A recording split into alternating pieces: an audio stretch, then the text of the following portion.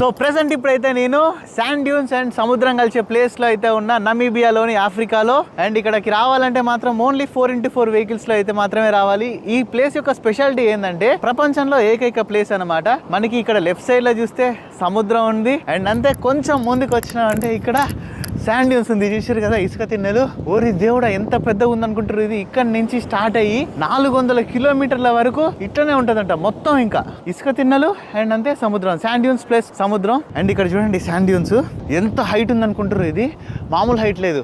ఇది ఇక్కడ నుంచి కింది నుంచి పైకి ఎక్కాలంటే ఖచ్చితంగా 1 గంట టైం పడుతుంది. బీచ్ దగ్గర డిఫరెంట్ యానిమల్స్, సీ లయన్స్ అన్ని చచ్చిపోయి పడున్నాయి. అండ్ అంతే ఇంకా పక్షులు కూడా చాలా ఉన్నాయి. ఇటు సైడ్ ఏమో ఇసుక తిన్నెలు, ఇటు సైడ్ ఏమో సముద్రం.